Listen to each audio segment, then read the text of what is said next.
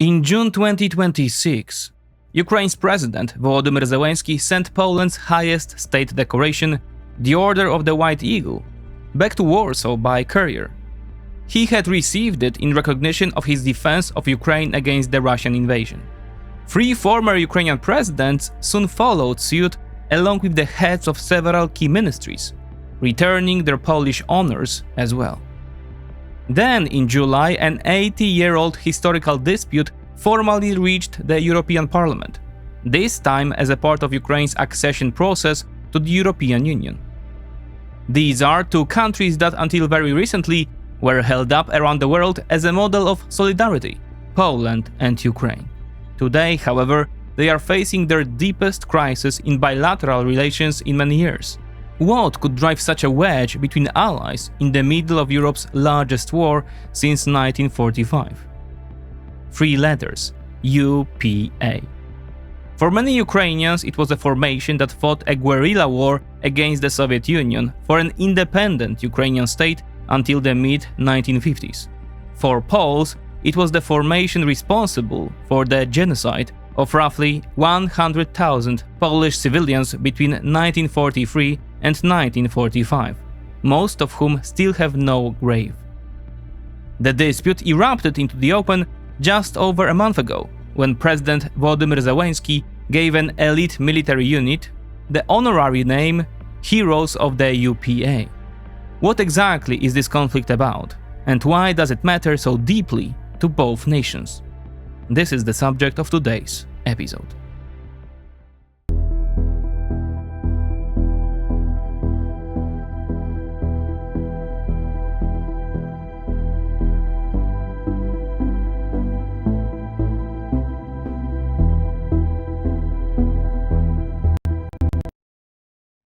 Dear viewers, I want to begin on a more personal note and speak to you honestly. It would have been easier for me simply to avoid this issue. It is so sensitive and complex, which is also why this episode is so long, and the emotions surrounding it are so intense that addressing it feels like walking through a minefield, especially when the script is written by a Pole. And yet, given how closely I am to the subject, it would be dishonest of me to remain silent rather than try to present it fairly. I will not escape accusations of bias based on my nationality, but if you have been watching us for years, I believe you have already formed your own view of our reliability and moral standards. So before we enter this difficult subject, one point therefore needs to be made clear. In matters like this, honesty of intention is one of the fundamental things separating propaganda from an attempt to seek the truth and, despite the darkest chapters of history, to build bridges. I believe that anyone who follows us knows that our position on Ukraine's defense of its independence has always been crystal clear. We have produced hundreds of videos about the heroic resistance of the Ukrainian people.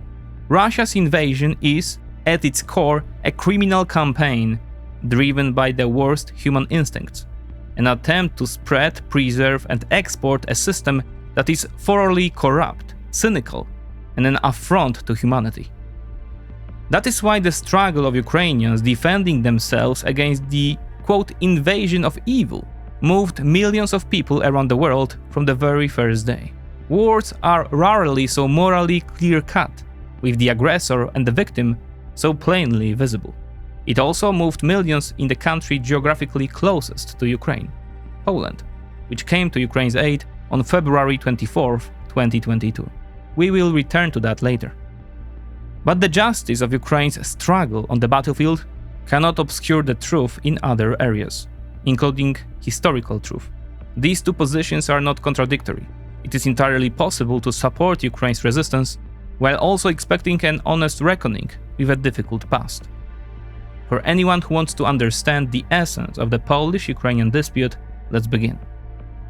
The Polish-Ukrainian crisis erupted in earnest on May 26, 2026, when Ukrainian President signed Decree number 440 granting the separate Special Operations Center north of Ukraine's Special Operation Forces, at the unit's own request, the honorary name Heroes of the UPA. The decree cited the, quote, restoration of the historical traditions of the national armed forces, as well as the unit's contribution to defending Ukraine's territorial integrity and independence. A day earlier, Zelensky had also attended ceremonies marking the reburial of Andriy Melnik, the leader of the OUN-M faction. A brief clarification is needed here, because these abbreviations will recur throughout this episode. UPA stands for the Ukrainian Insurgent Army, an armed formation of the Ukrainian nationalist underground that operated primarily during the Second World War and in the first years after it ended. In the Ukrainian narrative, the UPA is presented above all as a movement for national independence. Its struggle against the Soviet Union is especially important. For many Ukrainians, particularly in the west of the country, the UPA demonstrates that Ukrainian resistance to Russian and Soviet imperialism has deep historical roots. After 2014, and even more so after Russia's full-scale invasion in 2022, this dimension of national memory became increasingly powerful. A formation that had once been a regional symbol and a source of political controversy was gradually incorporated into a nationwide story of resistance to Moscow. In Polish historical memory, however, the UPA means something entirely different: the mass murder of Polish civilians in Volhynia and eastern Galicia. Villages set ablaze, women, children and elderly murdered, tens of thousands killed, most of whom still have no grave, no cross and no name inscribed on a memorial.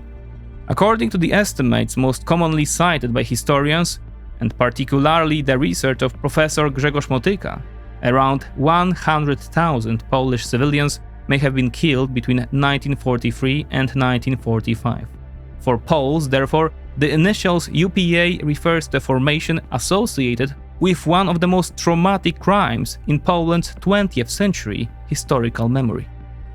OUN, meanwhile, stands for the Organization of Ukrainian Nationalists, a political and ideological movement founded before the war that became the principal vehicle of Ukrainian integral nationalism. In 1940, the OUN split into two main factions: OUN-B, associated with Stepan Bandera, and OUN-M, associated with Andriy Melnik. Returning to the timeline, Zelensky's decision triggered immediate outrage in Poland. The Foreign Ministry issued a critical statement warning that, quote, decisions of this kind may be exploited by Russian propaganda to weaken Polish-Ukrainian relations and undermine the strategic partnership between our countries. Polish President Karol Nawrocki went a step further, suggesting that Zelensky could be stripped of Poland's highest state decoration, the Order of the White Eagle.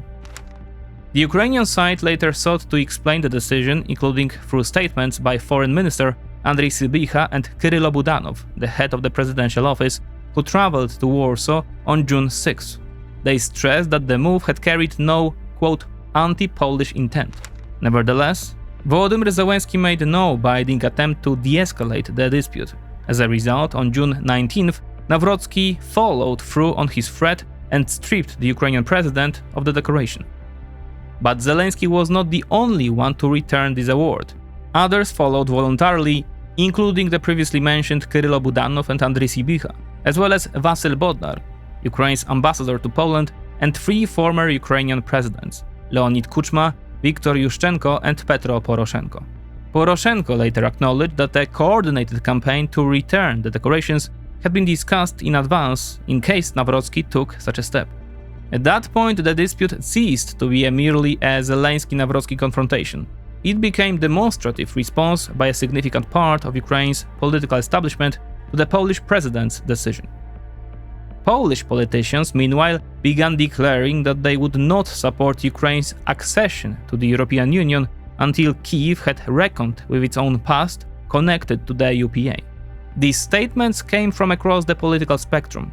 Defense Minister Władysław Kosiniak-Kamysz, a member of the governing coalition, opposition leader Jarosław Kaczyński, and more indirectly Prime Minister Donald Tusk. The crisis did not end there. Several days later came another highly symbolic gesture. Volodymyr Zelensky withdrew from the Ukraine Recovery Conference in Gdańsk, Poland, a conference devoted to Ukraine's reconstruction and co-hosted by Poland. In the end, the Ukrainian delegation was led by Prime Minister Yulia Svyrydenko. This could of course be interpreted as an attempt to separate the political dispute from an economic conference. Symbolically, however, the message was unmistakable. At the height of the most serious crisis with Warsaw in years, Ukraine's president did not appear in Poland at an event devoted to rebuilding his own country. At the same time, the exchange of symbolic gestures began moving in the opposite direction. Jarosław Kaczyński announced that he would return the Ukrainian order of Prince Yaroslav the Wise, which he had received in 2022. Then, during celebrations marking Ukraine's Constitution Day, Zelensky announced a draft law establishing a Ukrainian national pantheon. He added that no one would dictate to Ukraine how it should live, whom it should thank, or which heroes it should honor. In Poland, these words were interpreted as a further escalation. All the more so because questions immediately arose over whether such a pantheon might include figures such as Stepan Bandera or Roman Szuchewicz, both widely regarded in Poland as leaders of the UPA's criminal activities. This is, of course, only a highly condensed account. It raises more questions than it answers. But it introduces us to the dynamic that has escalated so dramatically in recent weeks. Let's now examine those questions and look for answers, because the issue is genuinely complex and requires careful attention. The first question a neutral observer sympathetic to Ukraine is likely to ask is this, quote, "Why is Poland dragging up historical grievances at a moment when Ukraine is fighting for survival, and when Ukraine's struggle itself serves Poland's strategic interests?" And that is entirely legitimate question. The problem is that Poland is not suddenly dragging up these historical grievances. During the communist era, under the Polish People's Republic, Volhynia was an uncomfortable subject. It concerned crimes between nations that were officially portrayed as brotherly members of the Soviet bloc, a memory that did not fit the approved narrative. Serious research only really began after 1989. Historians started collecting witness testimony, documents and photographs and searching for the sites of former Polish villages. And this was still a period when the stories of those murdered in the massacres, or of those who had miraculously survived, remained widespread in Polish families. After all, we are speaking about tens of thousands of people. The first exhumations of victims' bodies began. In August 1992, the first such work was carried out in Ostrówki and Wola Ostrowiecka, where the remains of at least 323 people were recovered. Similar operations followed in 2011, 2013 and 2015. Yet compared with the overall scale of the killings, measured in tens of thousands, these efforts remained extremely slow and limited to individual sites. But even so, they gradually moved this highly sensitive issue forward.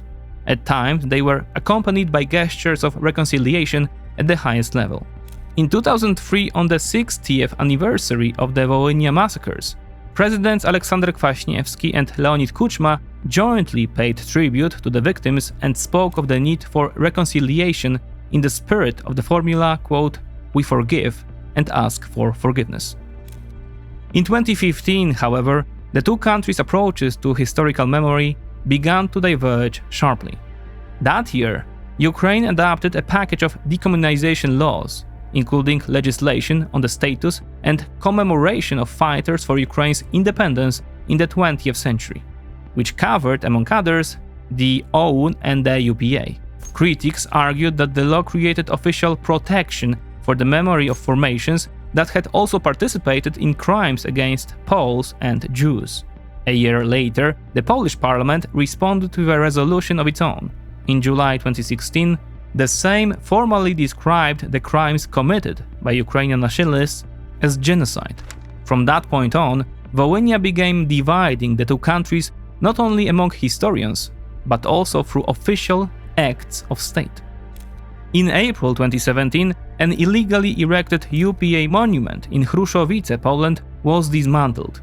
In response, Ukraine ordered Poland's Institute of National Remembrance to halt searches for Polish graves on Ukrainian territory, not only those of Volhynia victims, but also burial sites of soldiers from the First World War, the Polish-Soviet War, and the 1939 campaign. According to the Institute, Its first two requests, submitted in February and April 2017, received no official reply, while Ukraine announced a ban on search operations conducted by the Polish institution. The response was all the more escalatory because after carrying out archaeological work at the site of the dismantled monument, the institute stated that there was no scientific basis for claiming that individual or mass graves of UPA members had existed there. From that point onward, between 2018 and 2024, the Polish side submitted 9 further official requests to Ukraine concerning searches and exhumations, covering a total of 65 locations. Every one of them was either rejected or left unanswered. Let's remember that this period already included the years after Russia's invasion of Ukraine, when Poland had firmly supported Kyiv from the very beginning. Reuters reported at the time that Poland was seeking unrestricted access for specialists to potential burial sites, while Ukraine continued to reject Poland's description of the crimes as genocide, instead presenting the events symmetrically, as a part of Polish-Ukrainian conflict in which both sides suffered casualties. The breakthrough came at the end of 2024. In November, Radosław Sikorski and Andrzej Sybicha announced a joint position in which Ukraine confirmed that there are no obstacles to Polish institutions and private organizations conducting searches and exhumations on Ukrainian territory, provided they complied with Ukrainian law. Sybicha also stated that every family had the right to honor the memory of its ancestors with dignity. In April 2025, exhumations were carried out in the village of Późniki, while permission was also granted for the work at Ostrówki, Wola Ostrowiecka and Lviv Cholowskie. Then, in May of this year, came the decree naming a military unit after the heroes of the UPA, a decision that shattered much of what had been painstakingly built up until that point. Why?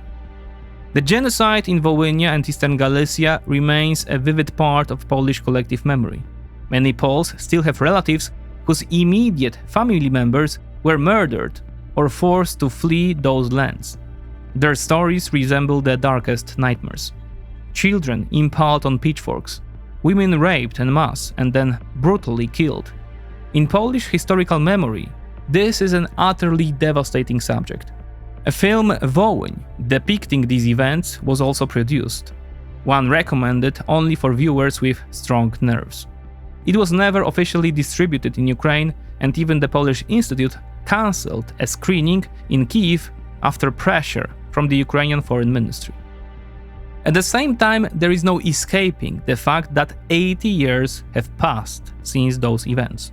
As long as the process continued to move forward at its own pace, with exhumations gradually advancing and Polish-Ukrainian cooperation deepening, Volhynia was not a major political flashpoint in Poland. Polish society was certainly frustrated by the slow pace of the research and the limited engagement of the Ukrainian side. And yet, when war broke out in February 2022, there was never any serious calculation among Poles over whether they should help Ukrainians fleeing the invasion. It was no accident that tens of thousands of Poles immediately launched a grassroots humanitarian effort for those escaping the war. Some of them, incidentally, also found shelter in my own house. Had the Polish government wanted to put a gun to Ukraine's head at its moment of greatest vulnerability and say, quote, "settle the issue of Volhynia or die," that was precisely when it could have done so. With his country backed against the wall, Volodymyr Zelensky would have had little choice but to accept such an ultimatum. Yet the Law and Justice government didn't do that, something some of its critics, usually those on the political fringes, now hold against it. Let's remember that this is the political camp from which President Karol Nawrocki emerged, a man now accused of being, quote, pro-Russian, despite appearing on the Kremlin's sanctions list. The reality is that Warsaw quite naturally concluded that Volhynia was not the most urgent issue at the moment, but it also equally naturally expected that good neighborly relations and full support for Ukraine's war effort would lead to progress on the exhumations and to a broader reassessment of the UPA within Ukraine, because the heart of the dispute concerns not only the recovery and burial of the victims, but also Kyiv's historical policy towards the UPA. This raises the obvious question. If the UPA is a symbol of atrocity for Poles, why did it become a symbol of the struggle for freedom for some Ukrainians? The answer lies in the entirely different center of gravity of Ukrainian historical memory. In Polish consciousness, the UPA is associated above all with Volhynia and Eastern Galicia. In Ukrainian memory, especially in Western Ukraine, it was remembered for decades primarily as a formation that continued fighting the Soviet security apparatus after the Second World War. Over time, it was this anti-Moscow dimension that became the most important. After 1991, this memory remained partly regional and politically contested for many years. Across much of Ukraine, the UPA was simply unknown or viewed negatively. As recently as 2013, according to the Kyiv International Institute of Sociology, as many as 42% of respondents viewed the activities of the OUN and UPA negatively. By 2022, that figure had fallen to just 8%. Attitudes towards Stepan Bandera followed a similar trajectory. According to a 2012 survey by the rating sociological group, 58% viewed him negatively, while only 22% held a positive opinion. 10 years later, those numbers had been completely reversed. 74% viewed him positively and only 14% negatively. It should be noted, however, that the issue remains poorly understood by many Ukrainians. According to the institute, as many as 50% of respondents were unable to assess the UPA at all, largely because of limited knowledge about what the formation actually did. In other words, in eastern and southern Ukraine, the UPA was often either unknown, regarded with suspicion, or viewed with outright hostility. Only in the west of the country did it function as a symbol of continuity in the struggle for independence. After 2014, following the annexation of Crimea and the outbreak of war in the Donbas, that symbolism gained new force and began spreading across the country. Ukraine was forced to construct, at great speed, its own historical narrative, one detached from the Soviet myth of quote, brotherly nations, and from Russia's account of a shared past. In that context, anything associated with resistance to Moscow acquired additional value. The full-scale invasion of 2022 accelerated this process even further. For a nation fighting for its physical survival, available symbols of resistance became tools of mobilization, a language of courage and proof that the struggle against Russian imperialism had deep historical roots. But these symbols were not presented with nuance. Only the heroic resistance of the fighters was discussed and emphasized, while the darker chapters of their history were conveniently left unspoken. Moreover, Russian propaganda had long used the word Banderite as an insult directed at virtually any Ukrainian patriot. As a result, some Ukrainians began reclaiming the label almost as an act of defiance. If Moscow calls everyone who rejects Russian domination a Banderite, then the word gradually comes to mean simply someone who refuses to submit to Moscow. This brings us to the heart of the matter. The movement associated with Stepan Bandera, who incidentally has hundreds of streets named after him across Ukraine, has become so deeply embedded in the wartime identity of some Ukrainians that any attempt by Poles to question it is treated as an assault on Ukrainian sovereignty, or even as a form of quote, Polish colonialism, a claim we will return to later. Ukrainian officials and prominent commentators began accusing Poland of trying to dictate how Ukrainians should understand their own history, presenting this as a supposedly disguised expression of an quote, imperial instinct still lurking within Polish society. Yet the core of the issue is remarkably simple. For 35 years, Warsaw has pressed for historical truth on Volhynia, an issue of extraordinary sensitivity to Poles. And when the Ukrainian side not only failed to accelerate that process during a period of historic reconciliation between the two nations, but gradually began using the issue politically once again and even deliberately inflaming it as with the decision to name a military unit after the heroes of the UPA, followed by suggestions that Poland wants to choose Ukraine's heroes, a critical societal threshold was crossed in Poland. The result was something rare in Polish politics, an almost complete consensus. Kyiv's approach was condemned by politicians from both the governing coalition and the opposition, by commentators who had consistently been sympathetic to Ukraine while providing fresh ammunition to Ukraine's long-standing critics. But once again, in an effort to frame this story as a dialogue, an outside observer might respond, "Okay, but this is still distant history. Let Ukraine fight its war now and deal with its difficult past once the war is over." The thing is that Poland has never made its support for Ukraine conditional on any action regarding the UPA, something for which some Poles now criticize Warsaw, especially in light of the actions taken by Volodymyr Zelensky's office. Poland merely expected the process to move forward, and the Sikorski-Sybicha agreement was a step in the right direction. The present crisis was triggered by the disruption of that process, because the Ukrainian side must have understood that President Zelensky's decision would detonate a political powder keg in Poland. Second, and more importantly, from the perspective of Poland's national interest, the current war is indeed about stopping the aggressive expansion of the Russian Federation towards Poland's borders.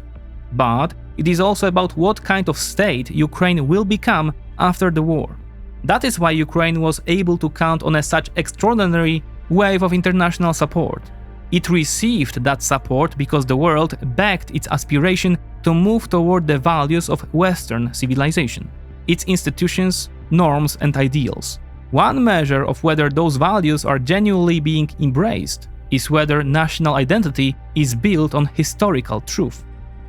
After years of resistance from Kyiv over research into the Volhynia massacres, and eventually open attempts to elevate figures directly associated with the genocide of civilians or collaboration with Nazi Germany, Poles have begun to question whether the ideals for which this war is supposedly being fought, freedom, prosperity, equality, justice, and historical truth, are genuinely shared by Ukraine's political elite and reflected in its vision for the country's future.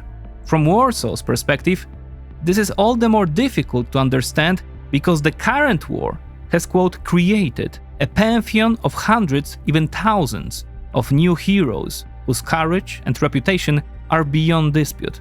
Why could the Special Operations Center North not have been named, for example, after Vitaly Skakun, a combat engineer who gave his life for Ukraine's freedom in the first days of the invasion? Third, Poles feel in a certain sense that they have been taken for granted. They opened their homes and their hearts during the first days, weeks, and months of the war. The Polish government transferred military equipment and humanitarian resources whose total value it estimated in 2024 at nearly 5% of GDP, or roughly $50 billion. Yet on issue that would cost Kyiv nothing financially, Ukraine not only failed to support Poland's efforts, but actively escalated the dispute by presenting the UPA as a, quote, heroic formation, something Poland regarded as a profound insult. And yet the historical dispute does not end there. Ukrainians can certainly argue, not without justification, that their own grievances did not emerge from nowhere. To understand the origins of this Ukrainian counter-argument, we have to go back much further than the Second World War. Not to excuse Volhynia, because no earlier injustice can justify the murder of civilians, women and children, but to understand the historical ground from which later Ukrainian resentment towards Poland emerged. For centuries, the lands of modern-day Ukraine formed a vast borderland, Polish, Lithuanian, Ruthenian, otherwise known as Rus, Tatar, Cossack, Orthodox, Catholic, and Uniate. In the 16th and 17th centuries, there was no modern conflict between Poles and Ukrainians in the sense we understand today. The divisions ran instead between social estates, religions, languages, and competing models of civilization. The elites of the Polish-Lithuanian Commonwealth were Polish and Lithuanian, but also Ruthenian. the group whose descendants many Ukrainians consider themselves to be today. These elites, many of whom gradually became Polonized, held political and economic power over the Orthodox peasantry and the Cossacks. For many inhabitants of Ruthenia, the Polish noblemen, the Catholic priest, the magnates' estate and restrictions on the rights of the Orthodox Church gradually merged into a single image of foreign domination. It was on the lands of historic Ruthenia that much of modern Ukrainian identity would later emerge.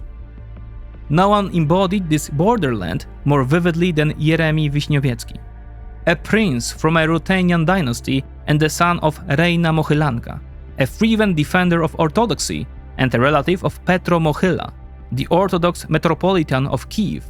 Wiśniowiecki converted to Catholicism and entered history as the most ruthless commander to suppress the Khmelnytsky uprising. The Cossacks remembered him simply as the merciless Yarema. Several decades later, his son Michał Korybut was elected king of the Polish-Lithuanian Commonwealth. Within a single generation, a dynasty of Orthodox Ruthenian princes had become a pillar of the Polish Catholic order. This was therefore not straightforward colonialism in the modern overseas sense of the term. Ruthenia formed part of the Commonwealth, and some Ruthenian elites helped shape its political system. But for the peasant and Cossack masses, the experience could look very different. Domination by a class of landowners who were socially, religiously, and culturally alien. It was from these tensions that the Cossack rebellions emerged, above all the Khmelnytsky uprising of 1648, which became one of the foundations of the Ukrainian narrative of resistance to Polish oppression. According to many Ukrainian historians, the modern Ukrainian national movement regards the Khmelnytsky uprising and the Cossack hetmanate as cornerstones of Ukrainian statehood.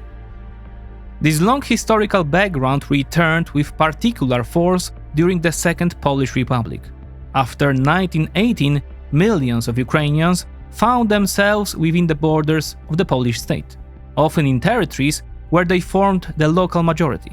According to research published by Poland's Institute of National Remembrance, around 5 million Ukrainians lived in interwar Poland, roughly 16% of the country's population, and they were among the principal communities of Eastern Galicia and Volhynia. For many of them, Poland was not their own country. But it is important to remember, however, that Poland had just returned to the map after 123 years of partition by Russia, Germany, and Austria.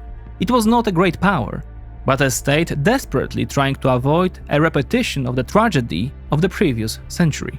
At the same time, it was far from ethnically homogeneous. It is worth remembering, however, that this history could have unfolded very differently, and that for a brief moment it did.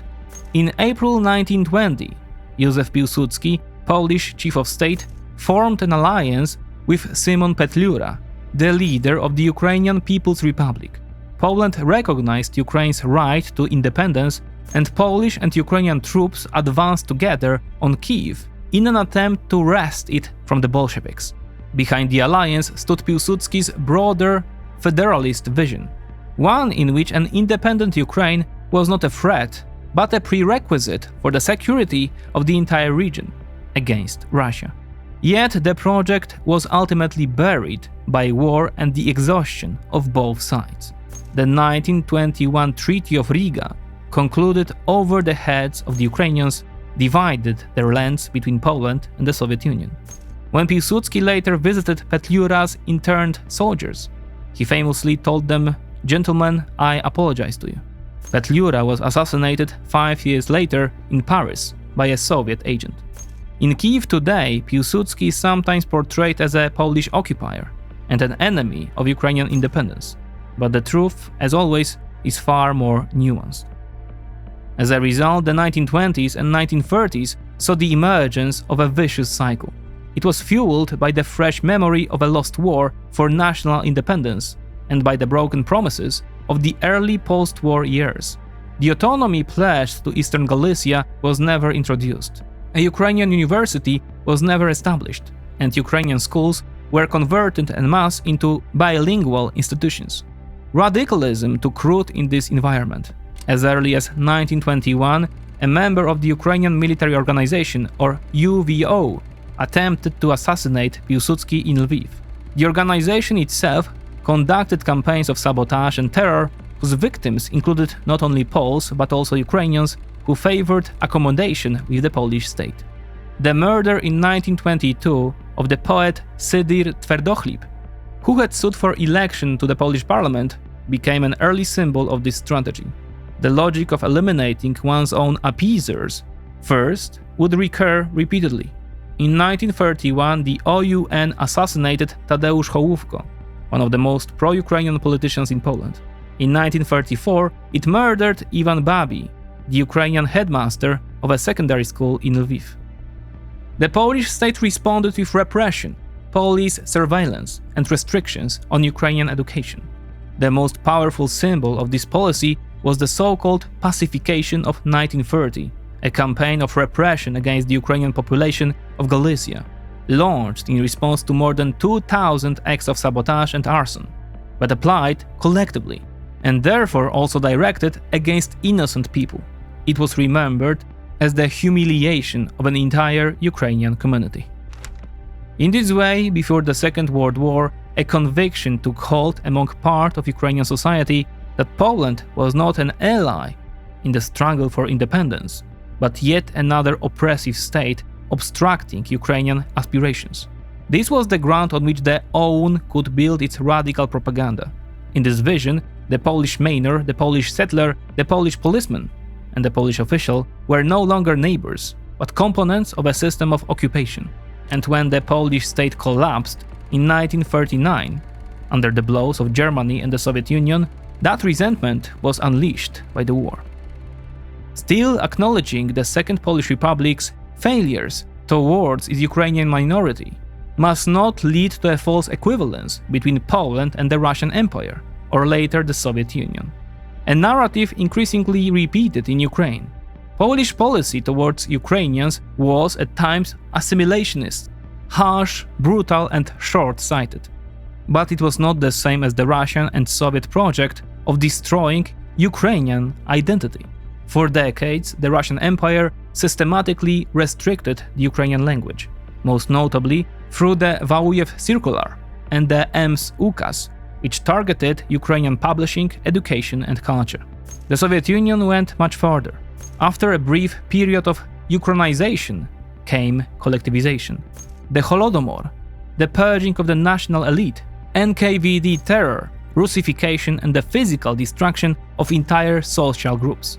The objective was not merely political control, but to break the Ukrainian nation's capacity for independent existence. The Second Polish Republic was not such a project. It was a nation-state which, under conditions of immense external danger, tried to consolidate a highly diverse territory, and often did so through methods that must be judged critically today.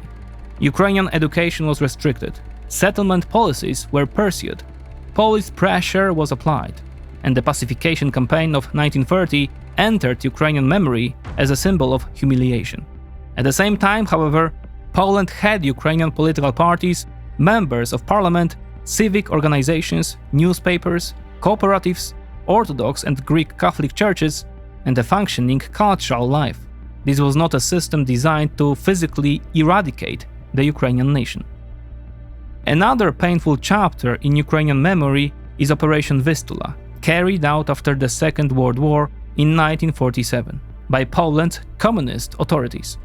It involved the forced deportation of Ukrainian Łemko and Bojko communities from southeastern Poland to the so-called recovered territories in the west and north of the country. The operation was based on the logic of collective responsibility. It targeted not only the structures of the UPA, but entire communities regarded as the support base of the Ukrainian underground.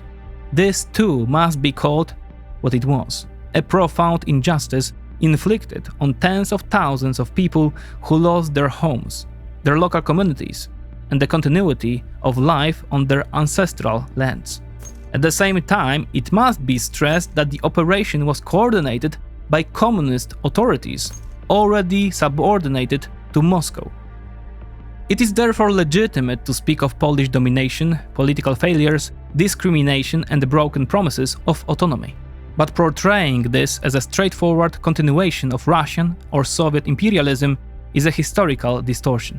For many Ukrainians, Poland was a foreign and oppressive state, but it was not a state seeking either to turn Ukrainians into Poles or to break them biologically as a nation. This is where a clear line must be drawn. Yes, Ukrainians suffered real grievances, humiliation, social inequality, and brutal failures of Polish policy towards the minority. Yes, the Polish state was not only a state of law and liberty, but also one of assimilation, discrimination, and police pressure. But none of this explains the transition from political conflict to the systemic murder of entire civilian villages, communities that often had no connection whatsoever to the central government in Warsaw. Resentment may help explain the atmosphere, but it cannot justify a genocide in which 100,000 innocent people were deliberately and barbarically murdered. Unfortunately, the bloodshed did not end there. In retaliation for the Volhynia massacres and amid the broader chaos of the Polish-Ukrainian conflict of 1943-1947, units of the Polish underground, above all eastern formations of the Home Army, the peasant battalions, and later nationalist organizations, carried out retaliatory operations against the Ukrainian population. Civilians were very often among the victims. According to estimates, Polish reprisals killed between 10 and 15,000 Ukrainians, most of them in territories that are now part of Poland. Some of these actions, such as the attack on Sachryn in March 1944, when Home Army and peasant battalion units struck Ukrainian villages in the Home region, cannot be classified as self-defense and must be called by their proper name. They were war crimes. These too must be stated plainly. Poles also burned Ukrainian villages and killed Ukrainian women and children. Not because they were members of the UPA, not because they had taken part in crimes, but because they belonged to a community collectively deemed hostile. Yet here as well, proportion and precision are essential. Some operations, including the attack on Sachryn and neighboring villages in March 1944, were indeed acts of retaliation. They were crimes and applications of collective punishment against civilians. But they did not result from a central decision by the Polish underground state or the Home Army's high command to remove or exterminate Ukrainians as a national community. And this is the fundamental distinction between those actions and the campaign conducted by the ONB and the UPA. In Volhynia and Eastern Galicia, we are dealing with a planned, ideologically justified campaign of ethnic cleansing carried out by structures of the Ukrainian nationalist movement in order to remove Poles from territories envisioned as a part of a future Ukrainian state. This is also why the very word genocide divides Poles and Ukrainians. The Polish side regards the own UPA's anti-Polish campaign in Volhynia and Eastern Galicia as a planned campaign of ethnic cleansing with genocidal characteristics. The Ukrainian side avoids the term, preferring phrases such as the Volhynia tragedy and the Polish-Ukrainian conflict, or violence in which both sides suffered casualties. Professor Grzegorz Motyka cites Michailo Kołodziński's own war doctrine, which explicitly calls for the Polish element to be, quote, swept away from western Ukrainian lands and for the creation of a territory that would be, quote, nationally homogeneous. Motyka also writes that in late 1942, the leadership of Bandera's OUN decided to establish partisan units, which would later become the UPA, and to begin, quote, expelling Poles and Jews under threat of death. According to Motyka, the UPA massacred the village of Parośla as early as February 9, 1943, and from March onward, the killings became systematic and widespread. Their coordination across both time and territory also points to genocide. On July 11, 1943, UPA units launched simultaneous concentric attacks on 99 Polish villages. Poland's Institute of National Remembrance also describes coordinated assaults across several municipalities and districts. An operation of this kind required reconnaissance, the transmission of orders, and the mobilization of UPA companies, village militias and local civilians.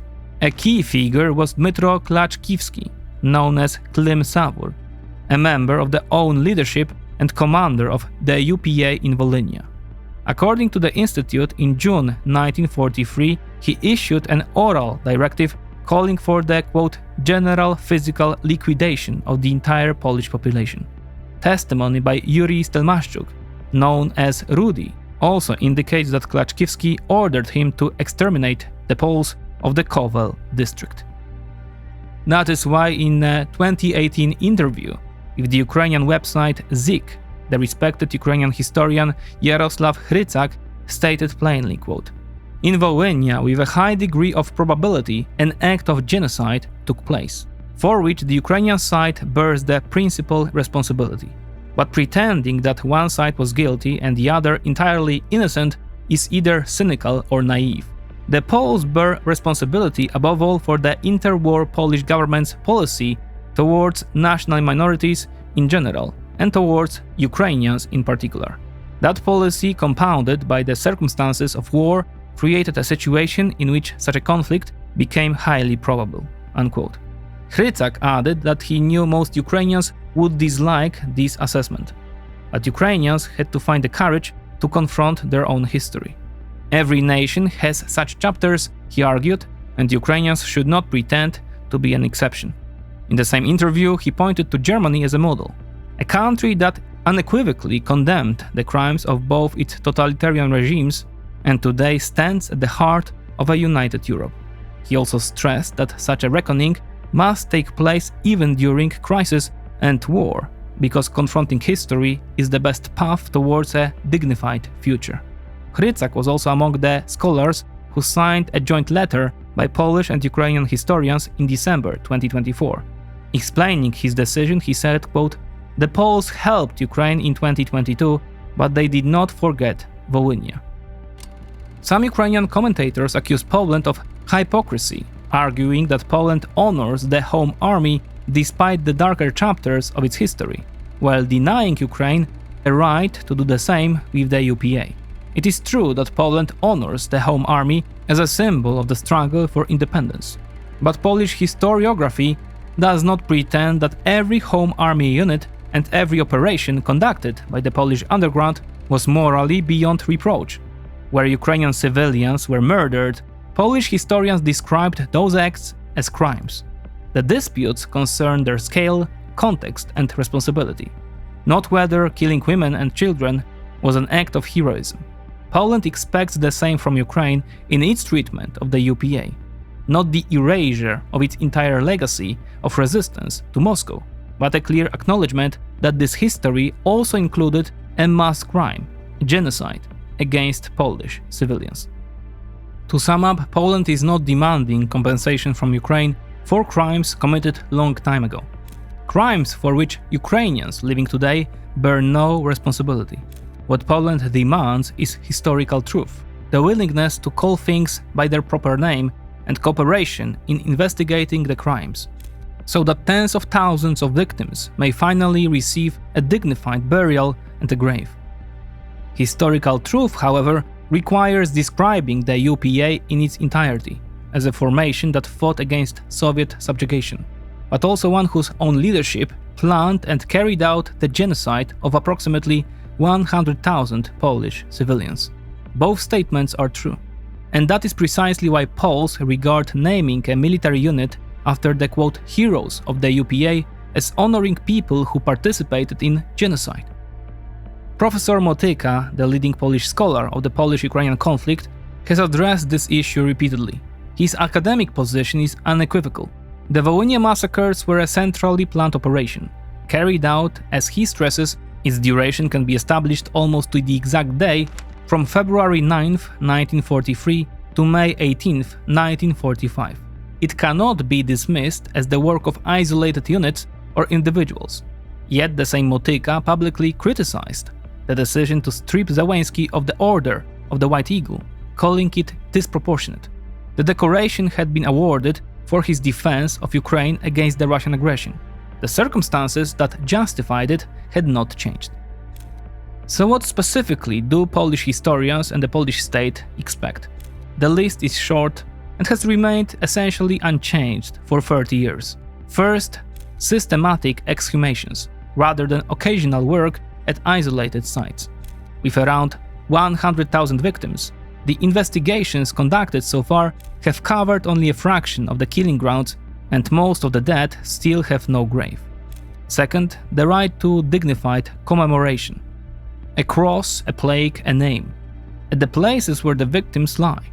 Third, an honest description of the nature of the crime, without retreating into formulas such as, quote, conflict with victims on both sides, or creating a false symmetry. Fourth, an end to the official honoring of perpetrators. It is possible to commemorate anti-Soviet resistance without erecting monuments to men who ordered the destruction of Polish villages. And fifth, a return to a shared table of historians, for which a foundation already exists in the joint declaration of December 2024, also signed by Hrycak and Motyka. Motyka has argued for years that no lasting reconciliation can be built without historical truth and a dignified commemoration of the victims. But he has also said that institutional disputes over exhumations, especially during a war, are scandalous, and that the only way forward is to bring officials from both countries together at one table. Ukraine has its own legitimate demand at the table: proper care for Ukrainian graves and legally established memorials in Poland. And Poland should treat that demand with exactly the same seriousness it expects from Ukraine in Volhynia. A conciliatory article was also published by Oleksandr Sushko, a Ukrainian political scientist and civic activist, in the widely read outlet ZNUA. Discussing the current escalation between Warsaw and Kyiv, he argues that, quote, any serious analysis requires an honest admission. The dispute over the UPA and Volhynia is real. It is neither fictitious nor merely an instrumentalized debate about the past. The Ukrainian side cannot dismiss the issue as though it did not exist and had simply been invented out of thin air, unquote. Crucially, however, Sushko also looks for ways to de-escalate the tensions. Among other measures, he calls for the continuation of expansion of the exhumation process, writing that, quote, the resumption of exhumation work in Volhynia in 2025 is Ukraine's most important concrete step toward reconciliation. It matters not as a concession, but as a gesture that allows Polish families to bury their relatives and fulfill their duty to the past, unquote. Another possible way through the dispute would be to, quote, clarify the policy of honoring UPA soldiers. As Sushko puts it, quote, it could be stated in particular that what is being glorified is not the UPA as an institution in its entirety, nor all its commanders by default, but specific chapters in the history of Ukrainian partisans fighting the German occupation and, to an even greater extent, the Soviet occupation, unquote. To this we would add one essential condition. It should be made absolutely clear that such commemoration concerns units and individuals who were not involved in the campaigns of extermination in Volhynia and eastern Galicia. One thing is certain: both sides say that Moscow is the only beneficiary of the current conflict, and that is true. The Kremlin thrives on divide and rule politics, and this dispute fits that strategy perfectly. But not every disagreement between Poland and Ukraine can simply be dismissed in those terms. Problems repeatedly thrown into the same powder keg will eventually explode, and recently they did. Yet no one in Poland, aside from a handful of ideological extremists, intends to obstruct Ukraine's struggle against the occupier. Resisting Russia remains a strategic priority, and Volhynia does not change that. Still, it must be acknowledged with regret that the period of extraordinary rapprochement between the two nations that began in 2022 had been squandered, and has now come to an end. There is also little to suggest that relations will return to a relatively stable footing anytime soon. The rupture of the past month has produced a clear political and strategic consensus in Poland. Warsaw will not support Ukraine's accession to the European Union unless Kyiv approaches the Volhynia issue with the standards and historical integrity expected of a member of the European community. Brussels signaled the same position on July 8th, when the European Parliament described the Ukrainian president's decision to name an armed forces unit, the Heroes of the UPA, as unnecessary and unprovoked. Past Wednesday, Parliament adopted a resolution expressing regret over the Ukrainian president's escalation, with 592 members voting in favor. The chamber also expressed regret over the disregard shown for Polish sensitivities surrounding the Volhynia massacres. Quote, "As the EPP group, we regret the decision to rename the unit because it was unnecessary and distracts from what is needed at this moment," said Thijs Rutten, a Dutch member of the SND group involved in overseeing Ukraine's accession process. Michael Gahler of Germany's EPP, the lead rapporteur on Ukraine's progress, told in Parliament, quote, "I consider this a political mistake because it hurts the feelings of Polish citizens and the descendants of other victims. The fact that these UPA groupings also fought against Stalin and for Ukrainian statehood can in no way outweigh, neutralize, or even justify the atrocities they committed. No person or organization can be judged selectively for its actions." He continued, "Coming from the country that inflicted the greatest atrocities on other nations in the 20th century, I am grateful that the purpose and legacy of the European Union is to ensure that those within it never again inflict such horrors upon one another." Unquote. Polish Prime Minister Donald Tusk struck a similar note. "There can be no European community without reconciliation, and there can be no reconciliation without coming to terms with a painful history." That same day, however, the previously mentioned Kyrylo Budanov responded to the possibility of making Ukraine's EU accession conditional on confronting the legacy of the UPA. Quote, "Ukraine will accept no ultimatum from anyone. Russia recently tried to give us an ultimatum, and it is more powerful than Poland. We did not accept its ultimatum either." Unquote. In Poland, the statement was interpreted as yet another escalation, placing a country that had helped Ukraine for 4 years on the same level as the criminal Russian Federation.